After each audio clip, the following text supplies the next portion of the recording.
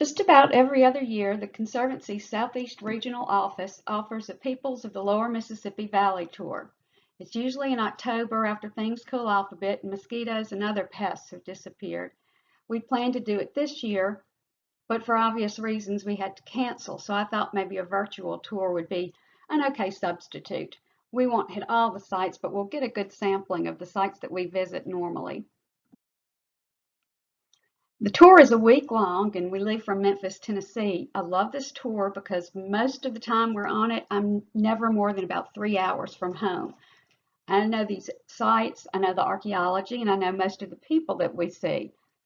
This is my office in Marks, Mississippi, a little bit south of Memphis in the northwestern part of Mississippi. Nikki Matson, the Conservancy Southeast Regional Field Rep, works here with me.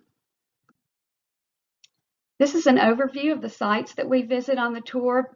These aren't all of them. I left a few out because the map starts to get a little bit cluttered, but you can kind of get the idea. The sites are all about rivers and the Mississippi or its tributaries. You can pretty much predict where a site will be as long as you know where the nearest river is or where it was. Their courses were always changing, so a lot of times the village areas, the village concentrations or mound site concentrations will change as well.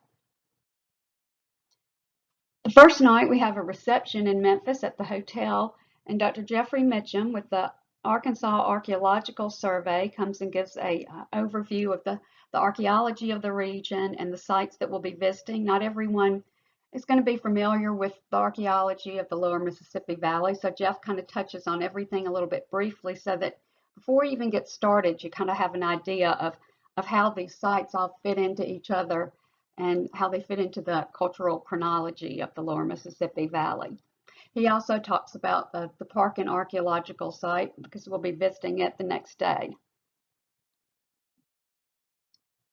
And so the first morning we cross the Mississippi River into Arkansas and we go straight to Parkin Archaeological site. Then we visit the Conservancy's Mcclellan Ritter site. Then we go to the Potter Mound site at Lepanto. Then we go to Hampton Archaeological State Park. I have Neely's Ferry on this map because it is a site that we own, but we don't visit it because of time constraints. Parkin Archaeological State Park is a Mississippian period mound site in the town of Parkin, Arkansas. The site itself, the archaeological site, is about 17 acres. It's a state park that the Conservancy helped establish. We helped with the land acquisition.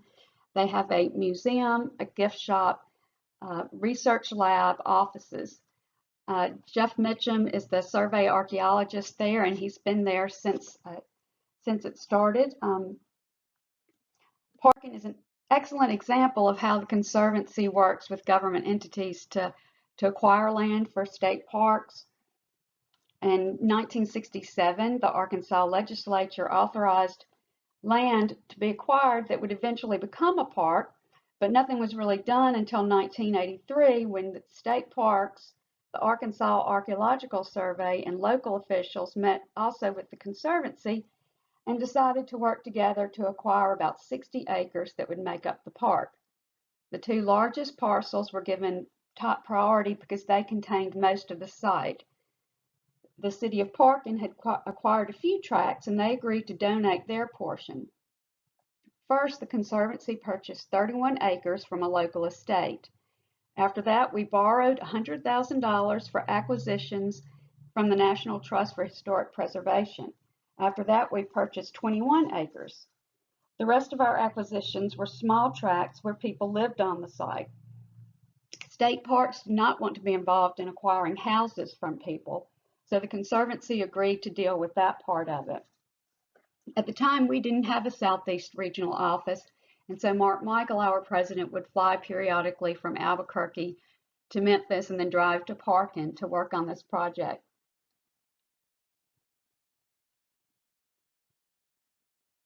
This slide is just sort of a list of the little tracts that we had to acquire, tiny little tracts with houses. We had to move people. And in this picture, these people wanted to move their house, actually. This lady did. And so the house was moved somewhere else. And then beneath the house, not long afterward, Jeff conducted some testing, some excavations, and actually got lucky and managed to excavate an effigy, a head effigy vessel, or what we call a head pot. These are sort of, they're well-known artifact type but they're really just relegated to this area. We'll see a few more of those. Since assuming his duties in 1990, Jeff has directed archaeological research and worked with state park personnel to develop exhibits and other interpretive media to communicate the survey's research findings to the general public.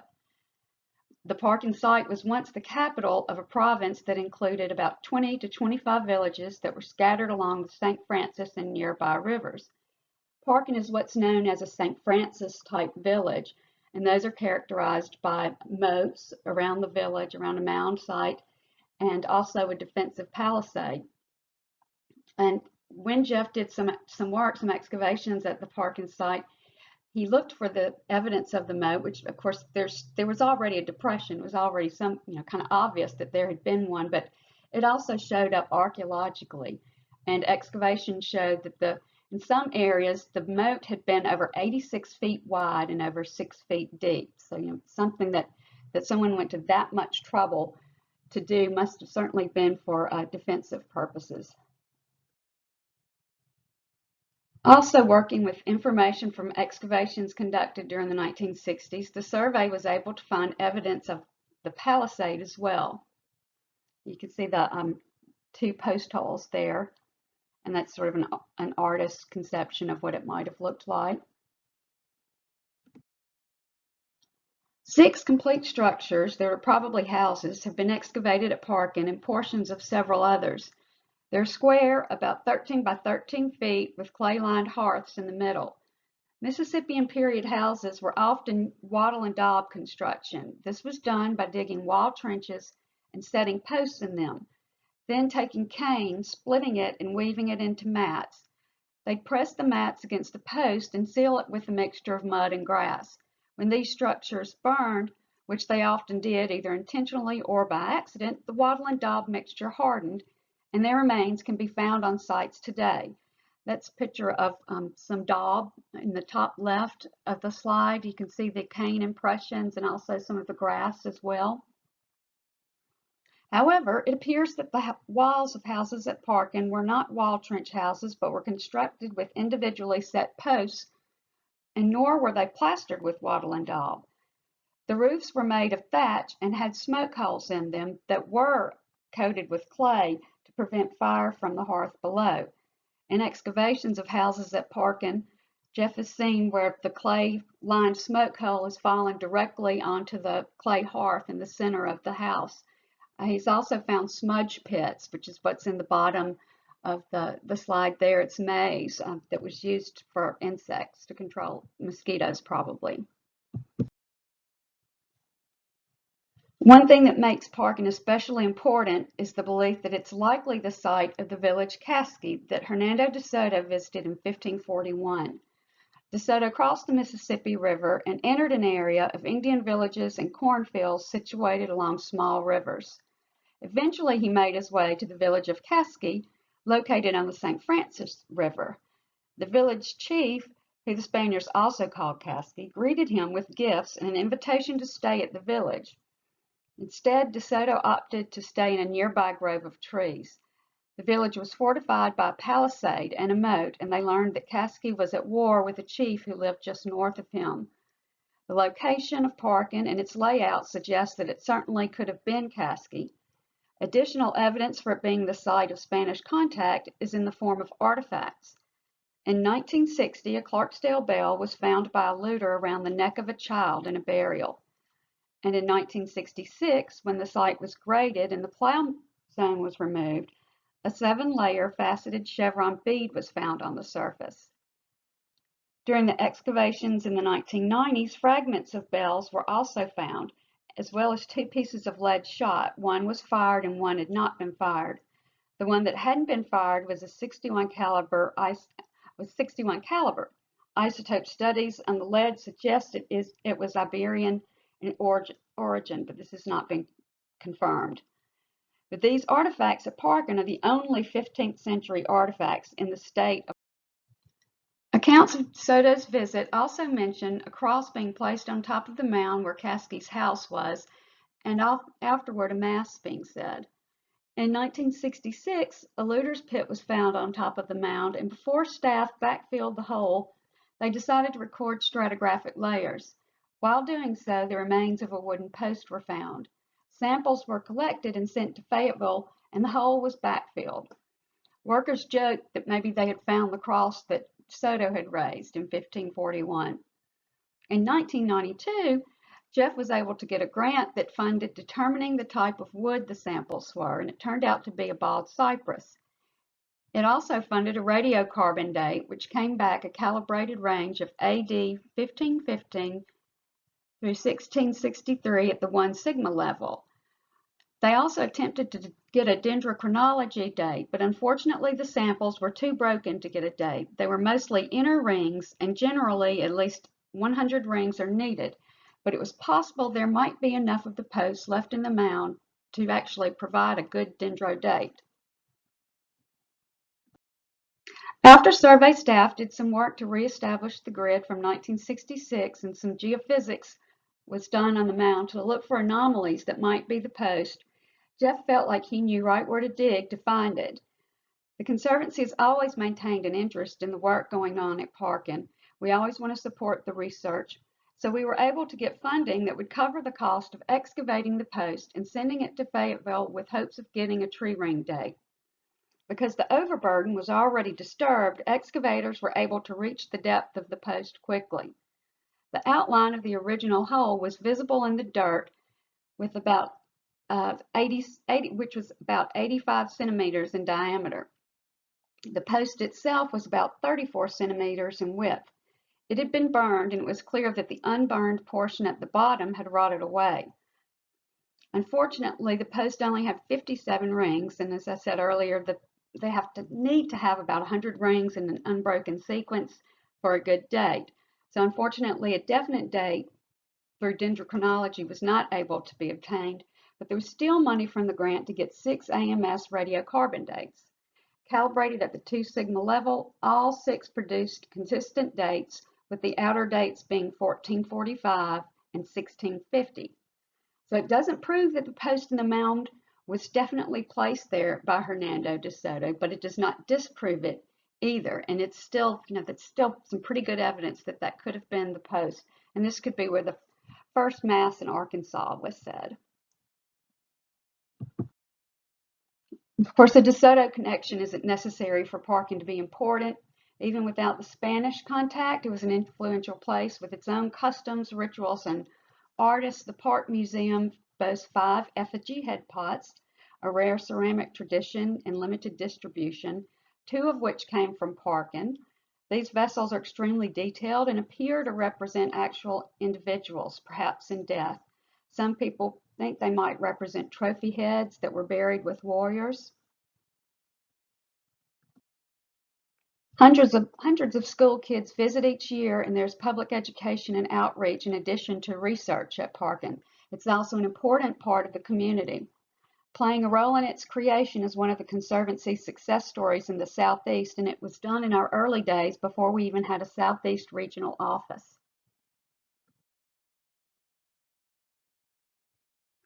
The next site we visit is called the Mcclellan Ritter site, which is in Mark Tree, Arkansas, just outside of Mark Tree, Arkansas. It's a Middle Mississippian period site. It has not had many professional excavations done on it. We don't know much about it except just from suggestions from the pottery on the surface. It's Middle Mississippian. The Mcclellan tract is about 40 acres. The Ritter tract is a little bit larger. There's not a visible mound on the Ritter tract. We think that's there's sort of a high spot. We think that's probably where the village was that was for the mounds that were around the Mcclellan mound. I like to take the tour group there because they're able to get out and walk out on a site that is that's the way I see it. Parkin is a manicured park with trails and mowed grass and things like that. This is an agricultural field that we lease out to farmers, and they agree to farm it and not do deep plowing and keep an eye on it for us. And people are able to walk out on the site and look at the pottery, see the ceramics and stuff on the ground. Not long after we purchased Mcclellan and then Ritter was donated to us, a neighboring landowner decided to land level the area around us. You can see I have written this area leveled, and the bottom that just south of our mound was also leveled. The round circles south of Mcclellan are where mounds used to be. You know, they were just barely visible as rises when this happened, and then after the land leveling was done, it was completely obliterated. You know, in some places he removed as much as you know, a meter or so from the surface and put it in lower areas. And he also came onto some of our property as well. So, you know, the archaeological site doesn't stop at our property line. Unfortunately, it goes across the property line. So he destroyed what was on his property also. He created sort of a wall or an escarpment where our property line was, and which started an erosion problem. You can see we have an easement spot right here. This is our easement, our access easement that goes to the highway there. He obliterated that, took the culvert out, took the road out. All of this was just completely ripped away. And so, you know, then he told us that because of the steep cut here, that it was going to cause an erosion problem and a drainage problem on him, like some stuff was going to run off of us onto him. And so he said that he was going to demand that we build a retaining wall. And so it was, I mean, this was when I first started working for the Conservancy, and right away we had to file a restraining order, and you know, had to go to court to try to get him to stop. And these are some pictures of the damage. You can see here where the tree is. This is where our access road was. So then we had to go all the way around the field to someone else's property to actually get to our land, and it was illegal access. So you know, we're going to have to take legal action to get it back. But this is our property is there, where you see the green area. And it's an example of a site that, you know, if we had gotten Mcclellan much later than we did, I think he was probably angry that he did not end up buying it. If we hadn't gotten it when we did, there's a good chance that the whole field would have been leveled. I mean, the mound is tremendous. It would have been difficult for him to destroy that mound, but he certainly would have destroyed the entire field around it. So, you know, the whole site, not all of the site is saved, but we certainly preserved or saved a large part of it. And I just wanted to include some of these paintings by a local artist who was inspired by the beauty of Mcclellan and has done some wonderful work. It's like it's cool to have a mound site that is someone's muse. Okay, before on our way to the Hampton Archaeological Museum State Park, we just, you know, take a quick stop by the Potter Mound. It's on right off the highway. I'm going through the town of Lepanto. It's a small mound that we bought a few years ago. It had a house on it. The house had been removed. Jeff Mitchum was familiar with it because it is a park and phase site that's contemporaneous with the park and archaeological site, and it's also on the St. Francis River there. And we visited it, and he told me about how there was a man who lived there, and he had a lot of cats, and he was known for burying his cats when they died in the mounds. So maybe one day someone's going to have a surprise if they do some testing on Potter Mound. Then we go to Hampton Archaeological Museum State Park, which is in Wilson, Arkansas, and it's also got a head pot there on display. It's recently remodeled and has a wonderful collection of pottery. It's an incredible collection of pottery from the Nodina site. And if we have time on this day, we usually go by the Dias Colony and see Johnny Cash's childhood home. The next day, we go from Memphis back to Arkansas, except this time we go down Highway 61, and I point out the Chickasaw Bluffs to the east, and I always repeat David Cohn's quote that the Mississippi Delta begins in the lobby of the Peabody Hotel in Memphis and ends on Catfish Row in Vicksburg, which is where our tour goes. But we take a little bit different route. I also try to explain that in Mississippi, especially this part, the use of the delta is more, it's kind of a cultural term. The landform we're calling the delta is actually the Yazoo River Basin. We go down 61 through Tunica, Mississippi, and then we cross the Mississippi River back into Arkansas at Helena, Arkansas. And we make a quick stop by the Conservancy's Battery D site. When most people see the date, July 4th, 1863, they think of Lee's retreat from Gettysburg and the surrender of Vicksburg, Mississippi to General Grant's forces. Only true Civil War history buffs will also think of the Battle of Helena. It took place the same day in the Mississippi River port city of Helena, Arkansas. Little of the battlefield remains, and none of it is officially protected. The 4 Union batteries, which are all privately owned, are in various states of preservation. The Conservancy was donated the best preserved Union battery, Battery D, by John Conaway, who grew up at the base of it. It has been in his family for years. John is a retired archaeologist with the Mississippi Department of Archives and History. Helena is located 70 miles south of Memphis and 230 miles upriver from Vicksburg. At the beginning of the Civil War, it was a busy agricultural and commercial center. Since July of 1862, the city had been occupied by Union forces under General Samuel Curtis. The occupation allowed federal troops to control yet another position of the Mississippi River. Their presence in Helena also placed them in an excellent position to mount an invasion in the rest of the state. As the Confederate situation in Vicksburg deteriorated, the Confederate High Command decided retaking Helena might draw troops away from Vicksburg, or if nothing else, it would compensate for the loss of an important river port should Vicksburg fail.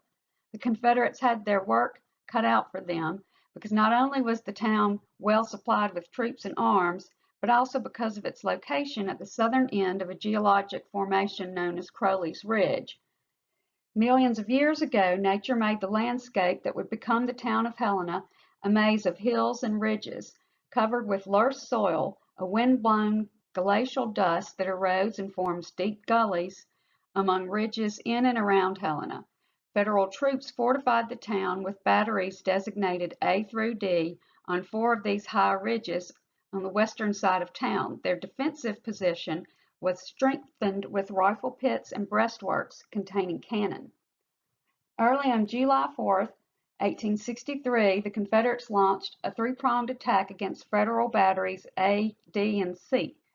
Understandably, the plan to attack fortified hills from lower positions proved extremely difficult. The fact that hundreds of trees on and around the batteries had been felled meant that charging Confederates had to focus much of their attention on climbing over trees just to make progress. They had no cover and were exposed to constant fire from federal forces above, as well as shelling from the paddle-wheeled steamer the USS Tyler, which was anchored in the river. After 2 failed charges, the 3,095 men charging Battery C took it. Their efforts to aid the forces attempting to take batteries A and D were hampered by heat, confusion, and unrelenting federal fire. The 1,339-man force attacking Battery D made it to the rifle pits, but had been pinned down just short of the battery for some time. Finally, General Holmes ordered all Confederate forces to retreat, and those who'd made it that far went back through the steep ravines, back over the felled trees, and the bodies of their fallen comrades, again enduring fire from federal forces above. The number of Confederates known killed was 173, with 776 missing or captured and 687 wounded, while the Union numbers were 57 killed, 146 wounded, and 36 missing. Like the other 2 more famous battles that took place the same day, the Battle of Helena exacted a heavy toll on Confederate forces, and nothing was gained. Battery D is the best preserved of the 4 batteries, and the Conservancy has had really no trouble protecting it. I was afraid we might have issues with metal detecting, but so far it's really been kept pretty pristine and is in excellent condition. So we like to make a quick stop by there on our way down to Arkansas Post.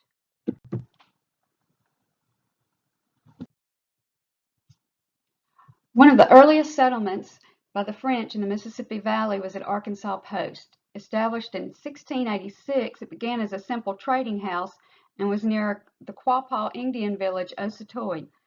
Eventually, the post grew to 22 huts on about 3 acres.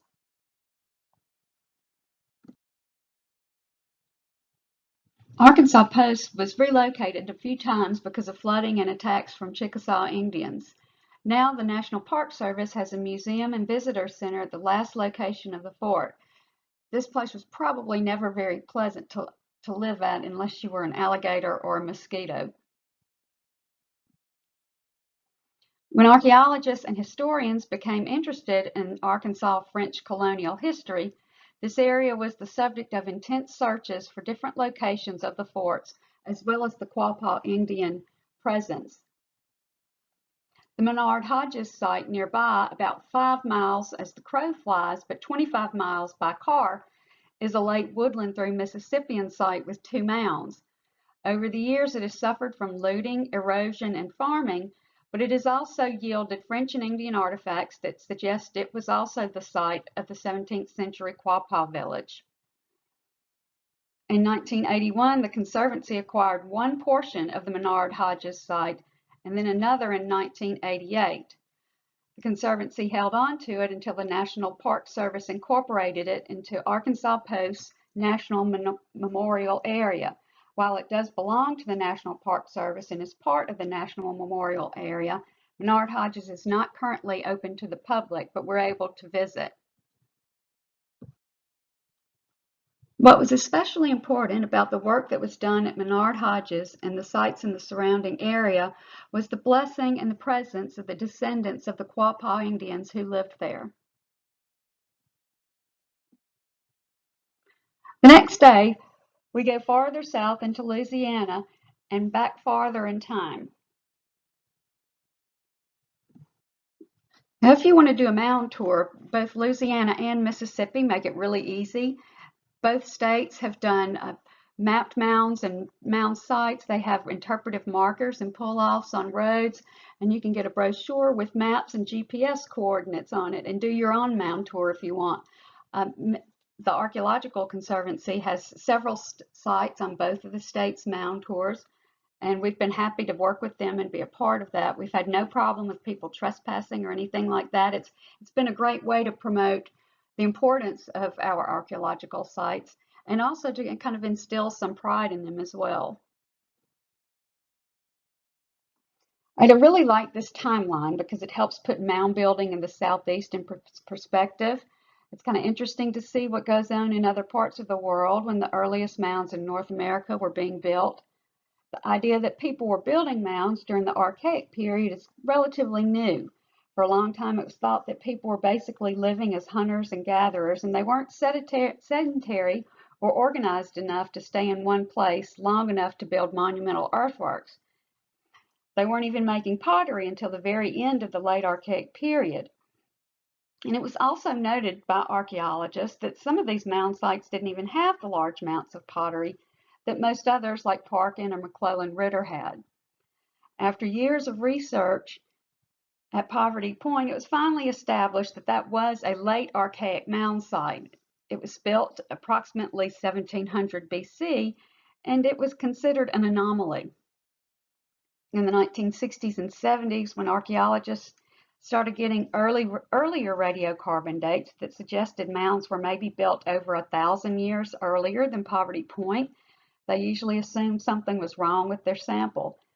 There were often heated arguments at conferences, and I always like to bring up the quote that I heard that a well-known southeastern archaeologist jokingly said once, that only an archaeologist would look at something as massive and complex as Poverty Point and say, well, this was their first attempt at mound construction.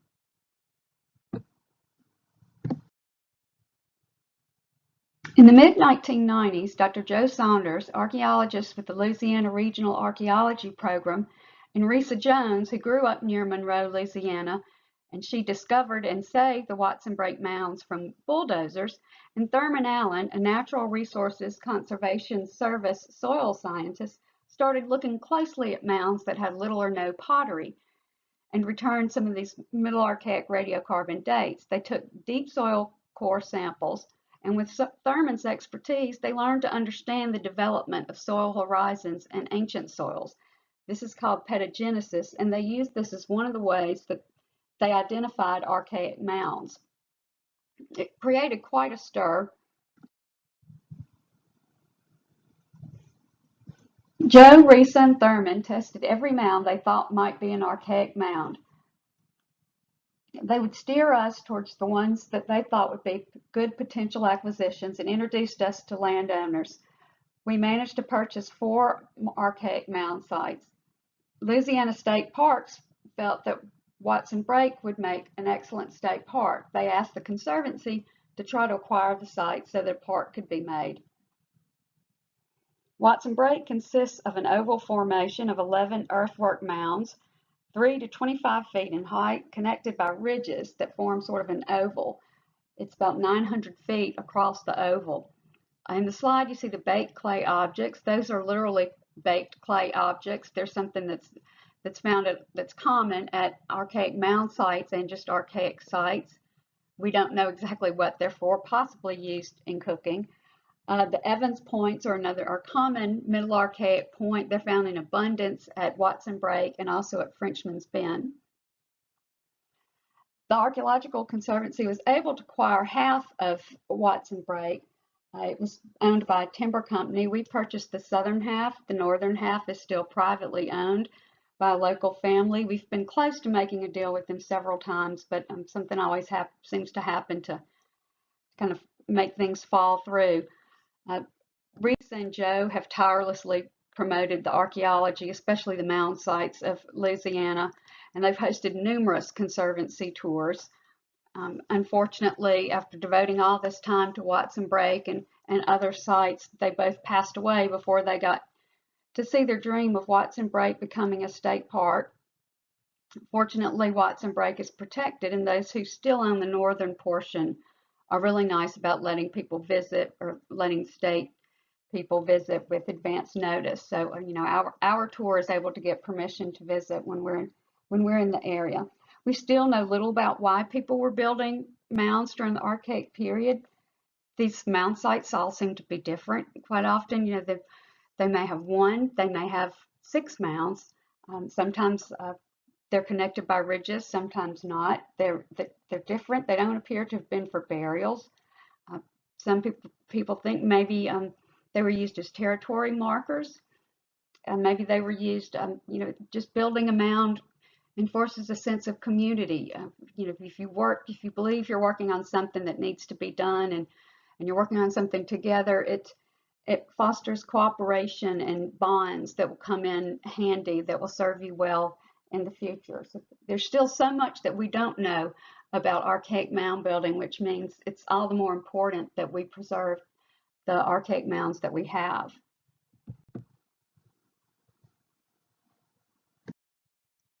When we leave Watson Brake, we head in the direction of Poverty Point, but first we stop at the Lower Jackson Mound, which is just south of Poverty Point. Lower Jackson Mound is one of the mounds that the Conservancy owns that's on the Louisiana Mound Trail. It has a historic cemetery on it, and it is also a well-dated, a securely dated Middle Archaic mound. Just one mound. It had a lot of those Evans points that were in the previous slide. Lots of those were in the field, as well as this tiny little frog effigy bead. It was built sometime after 3950 BC. And for reasons we don't really understand, it appears that about that time, before they started building Poverty Point, mound building stopped in the lower Mississippi Valley. There was like almost 1,000-year break where something happened and it was just stopped. And then it was reborn again, possibly at Poverty Point, maybe somewhere else, but it certainly manifested in all its glory there at Poverty Point. The earthworks at the Poverty Point World Heritage Site consist of a series of earthen ridges and a central plaza. The earthworks core of the site measures about 345 acres, although archaeological investigations have shown that the total occupation area extends more than 3 miles along the Bayou Mason. The earthworks are 6 concentric C-shaped ridges that extend to the edge of the Mason Ridge, and several mounds outside and inside of the earthen ridges. The concentric ridges are unique to Poverty Point. No other site has these features. Today, the ridges vary in height from half a foot to 6 feet. Archaeologists believe they were once higher in places, but have been worn down mostly through 150 years of plowing and agriculture. The site is dominated by Mound A, which is about 72 feet in height. Researchers believe that it was built in about 3 months. The Poverty Point culture is basically defined by artifacts. These artifacts are found at the Poverty Point World Heritage Site, and they're also found at sites that extend all the way to the Gulf of Mexico and across the Mississippi Delta. Not every late archaic site exhibits Poverty Point artifacts, though. It's almost as if sites that were occupied at the same time may or may not have been involved in this extensive trade network. These artifacts are made of exotic, non-local raw materials. There's no rock native to the Mason Ridge, where Poverty Point is located. All of these materials were imported. There are things like jasper, galena, hematite, and magnetite. A common thing to find there is little tubby owl pendants, which some of those are in the slide. Also headless figurines, clay figurines, and then also what we call Poverty Point objects, which are PPOs, which are in the lower right picture. They're different shaped fired clay objects that actually kind of substitute in cooking for hot rock cooking. They were used instead of cooking with rock, because you don't have to worry about the fire exploding your rock and getting rocks and things like that in your food. All of these things are what makes a site, makes what we consider a Poverty Point site, if the presence of some of these artifacts are on a site.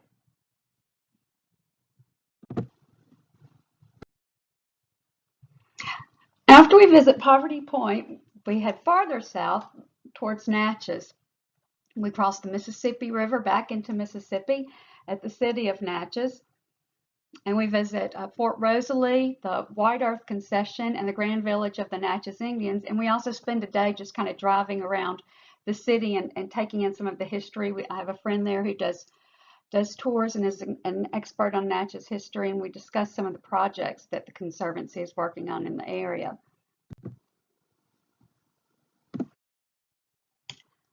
So first we visit Fort Rosalie. It was a French fort built on the Mississippi River. It was established in 1716, and this was the territory of the Natchez Indians. The fort was close to the main Natchez Indian settlement called the Grand Village of the Natchez. That's what we call it now. French settlements and plantations were scattered throughout the territory there, and the fort served as the local seat of colonial government. And now the National Park Service owns and maintains the site, or what is left of the fort. Much of it has eroded off the high bluff there. And one of the photographs, you can see some archaeologists from the University of Mississippi Center for Archaeological Research doing a ground penetrating radar, trying to determine just how much of the fort is left intact. Next, we make a quick stop by White Earth Concession, which is one of the 2 first plantations that were established by the French when they arrived in Natchez. The concession grew tobacco, cotton, and indigo, and is currently owned by Adams County, the Adams County Board of Supervisors. It's in an industrial park area.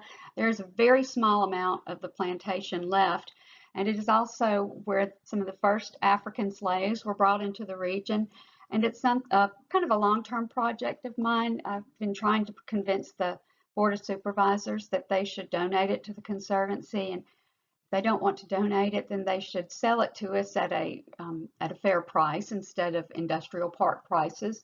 According to the laws of Mississippi, it's actually a state historic landmark because it is owned by the county, and that means that they can't do anything to disturb it without permission from the state. So that does reduce its value for an industrial parcel, and so it should be sold to us, I think, for a small amount or a reasonable amount. And this is one that I've been working on for a while, and so I like to explain things like this and take my groups by just so they'll know what it is I'm doing for the Conservancy. Next, we go to the Grand Village of the Natchez Indians. It's an archaeological park with a museum and a gift shop that's owned by the state of Mississippi. This was the main site of the Natchez tribe. It's a mound center, and construction of the mounds at the Grand Village was done in stages, probably beginning in the 13th century.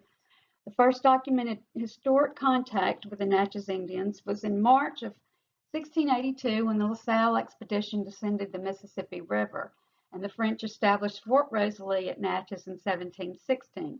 That was the nucleus of the French colony there. It's one of the few mound sites that was still in use during the colonial period, and we have French accounts of how the mounds were used. That's what makes this site, extremely significant. We know exactly what was going on each mound, at least from the French point of view. The paramount chief of the Natchez, called the Great Sun, lived at the Grand Village. The French accounts describe both the Great Sun's house, which stood on Mound B at the center of the site, and a ceremonial temple which stood on Mound C, the southernmost mound of the group.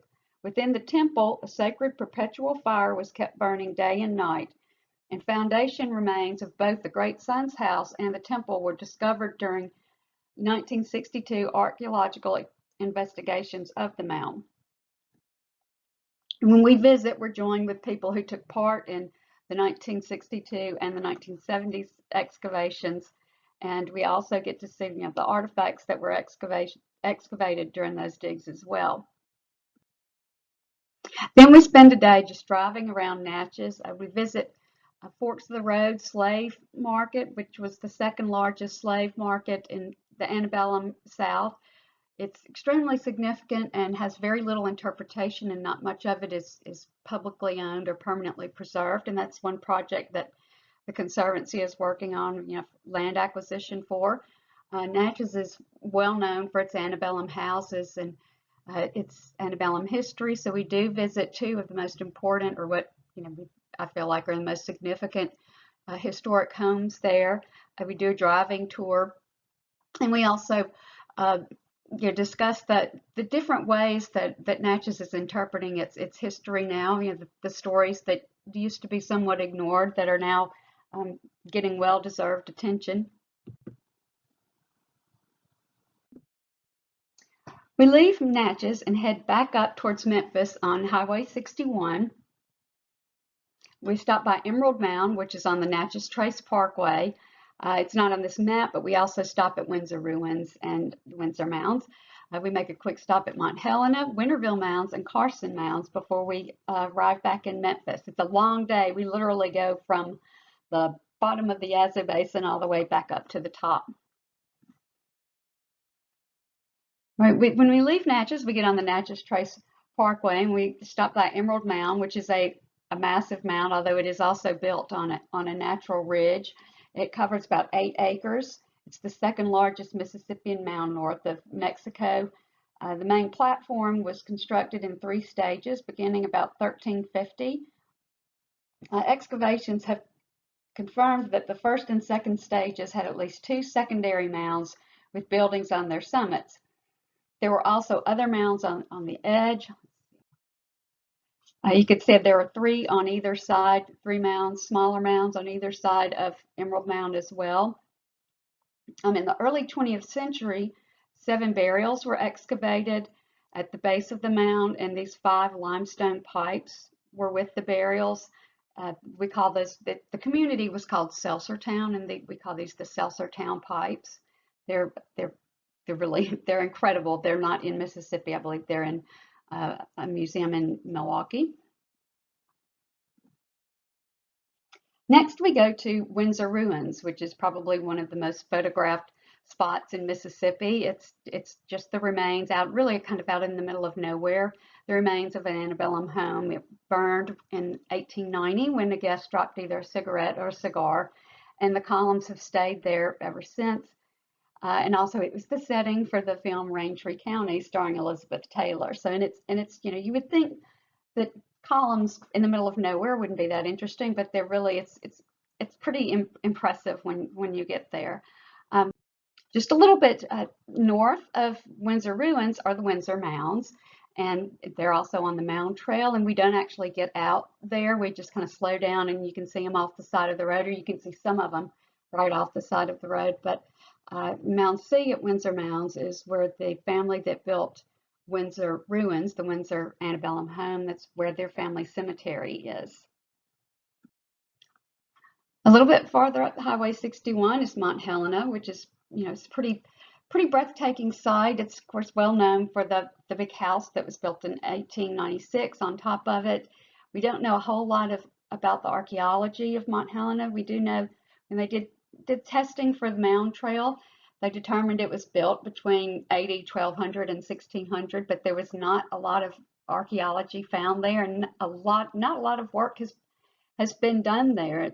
Obviously, a lot was taken off the top of the mound for the house that was constructed there, but it's always a favorite stop of everyone when you're going up Highway 61 and you look out and see this massive house on top of a mound.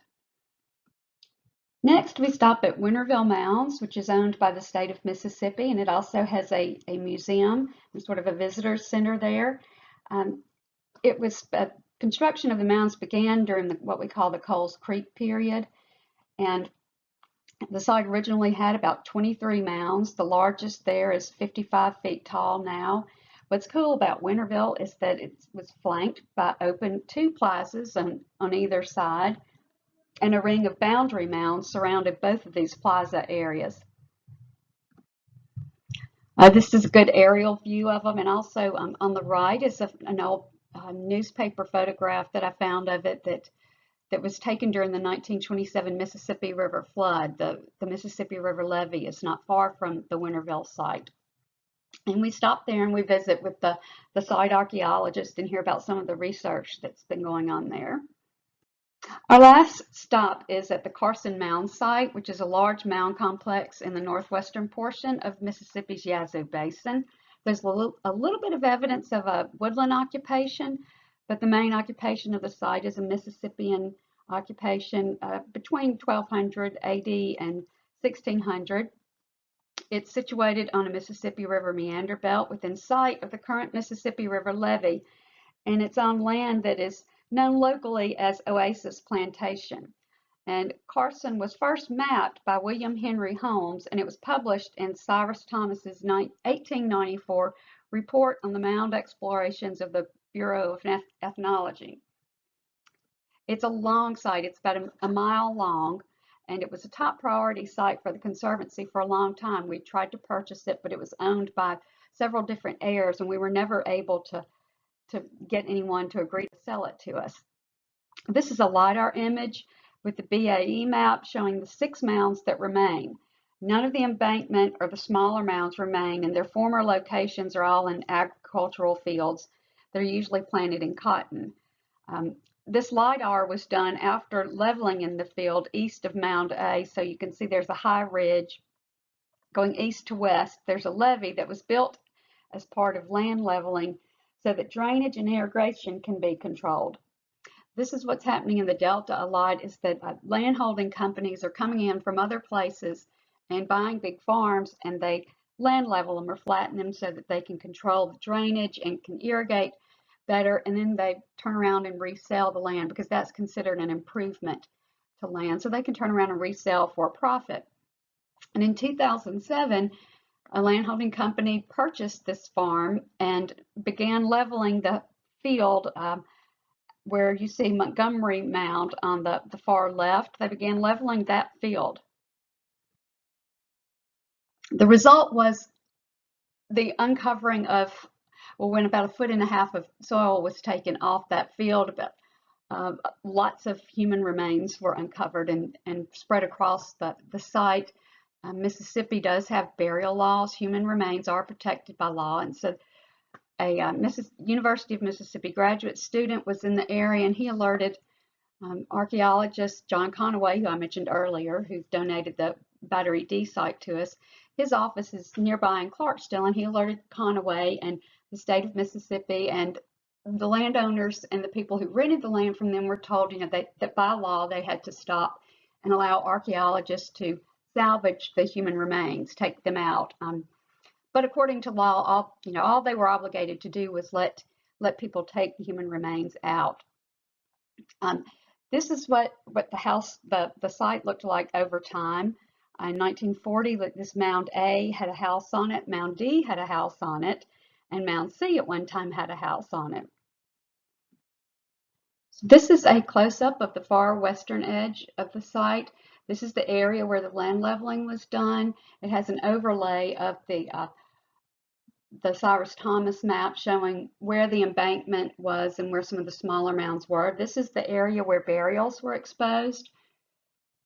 The landowners agreed to stop leveling and to take this portion out of production for a year. Once the archaeologists got out there and realized that there were a lot of burials and that there were also features too. These burials appeared to be bundle burials, and they were put in large pits, several burials into a pit, and there were also post molds, pits, house patterns, things like that. There were a lot of archaeological features that we really wanted to see recorded, in addition to getting the human remains out of the way. Some information to go along with them is what we hope to get. So the landowners, to their credit, agreed to hold off, to take the land out of production for 3 years, and so that it could be slowly salvaged, I guess, and then they planned to farm it again. In the meantime, I was trying to convince them to sell that part of the farm and the remaining mounds that they purchased to the Conservancy. They did agree to sell us the mounds that they had bought, but only the mounds. They didn't want to take any of the farmland out of production. And so they gave us an easement, which is kind of a strange arrangement, but basically we held an archaeological research easement, I suppose, on this small area, what we began calling the easement area, while archaeologists worked there to salvage and excavate as quickly as they could. Again, this is another photo of the site, another aerial photograph, the site that shows what the Conservancy was able to purchase. Mound A is owned by a local doctor, that's also Montgomery Mound. Mound B, the Conservancy was able to purchase. We purchased Mound C and F, also Mound D. And the other dot there is a double mound that has a family cemetery on it. So we did not end up with that. And then I have over there labeled the leveled burials exposed. That was the easement area.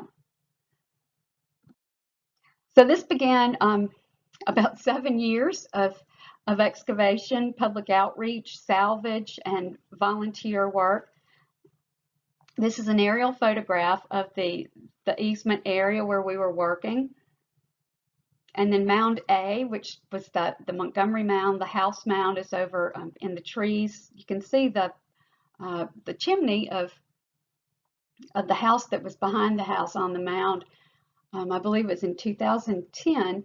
The house that was on Mound A burned, but it's still, so there's just steps up that mound, and there's also a swimming pool in front of it. These are some of the things that were found out there in the easement area. What's interesting about the Carson site is that it exhibits direct ties to Cahokia. You see the points there; those are Cahokia points. Those are not common in the area. There are lots of other sites around the Carson site that do not have Cahokia points. We found Cahokia pottery there. The pit house, that's not a common house that's found in the Yazoo Basin. It is found at Cahokia, though. The house in Stockade, that's a wall trench house there with the pink flags, and the 2 rows of white flags are double rows of a stockade. And then there's a laminate felt there in the bottom. This is another interesting feature of the site. It's looks like a double wall trench house. you know, these features were so truncated because 1.5 to 2 feet of soil were taken off the top. It's kind of hard to know which was where and when, because these are multiple building episodes and multiple features. But this was, you know, I'm not sure what the double row of posts, what they determined the double row of posts coming out of the structure might have been. We had field schools and volunteers, Boy Scouts, annual Mississippi Archaeological Association volunteer dig weekends. We had tour groups visit. Of course, Conservancy tours always visited. Out at the site, there were 3 parallel stockades recorded, wall trench type houses, rectangular semi-subterranean houses, single post type structures, burial pits, storage pits, refuse pits. Theses, dissertations were done on this site. Radiocarbon dates, a house in center post field, charcoal dated to 1210 AD, 1450 on a burned post in a stockade trench, a burned corner post in a sunken floor house, return to date of AD 1220. Tulane had field school there on Mound D. They also assisted in the Easement area. The University of Mississippi assisted in the Easement area. Mound C, which had a house on it that the Conservancy demolished and removed. Then they profiled the basement wall. They've also worked on Mound B, which was right on the road, and helped in the Easement area. Down in the bottom left picture is a photograph of Mound B. One student did experimental archaeology. We think a lot of places at Carson were used for mortuary processing, you know, dealing with the remains of the dead, and she was curious about how long it would take for remains to decompose if a scaffold were built and the body were placed on the scaffolding, like you know, in historic accounts. And so she did that over by Mound B, and that was interesting. These are a few of the pots that were found, a few of the ceramics that were found, a little frog effigy bowl and what we call a cat monster vessel there on the bottom. And then I've always liked the fingernail pinched ceramics there on the bottom right. Finally, after 3 years after our supposed easement was up, we approached the landowners again and showed them how many burials had been excavated in that area, and explained to them that there were probably still some more that they would uncover if they started to farm the field again. Thankfully, they agreed to sell the Conservancy the easement area, the small area where we were working, and then also to sell us the rest of the area that goes all the way up to the road. So not only did we get the exact area where we were excavating the remains, we got a little extra as well. And so we weren't in such a hurry to get all of the work done out there. But Carson is an excellent example and a good place to take our tour groups, because they were able to see excavations in progress, and they were also able to see firsthand what happens when a site is in the middle of being destroyed and someone's able to step in and preserve it and save it, because that's certainly what happened at the Carson site. And you know, to the credit of the people who purchased the property, you know, they did agree to preserve it, and we were able to do that, thankfully. And you know, we certainly appreciate the help from all these volunteers and everyone who cared enough to come out there and help us out. These are just some pictures of the school kids who came, and all of this. You know, most of the time it was John Conaway there organizing it. It was really his life for 10 years, and now there's lots to write up.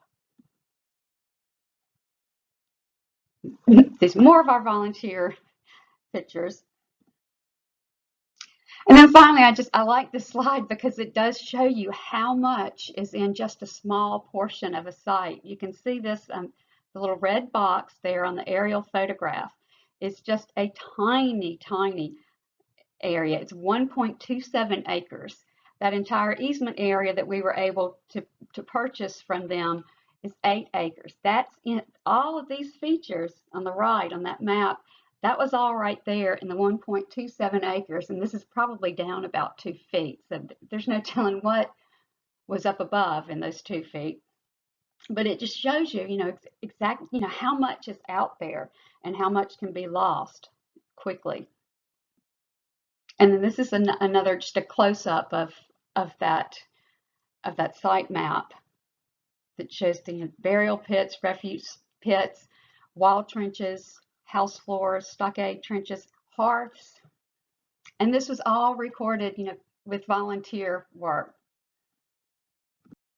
So finally, I just want to thank everyone for listening to this, and especially thank all of those who come on the Conservancy tours and support the Conservancy. Hopefully, we'll be offering this tour in the spring. If things go well with the pandemic, if we aren't able to do it in the spring, we'll try to do it maybe in the fall. That's also a good time. And just want to say hi to all my friends who've been on all the past tours. It's always good to hear from you, and I like it when people come back for the next tour.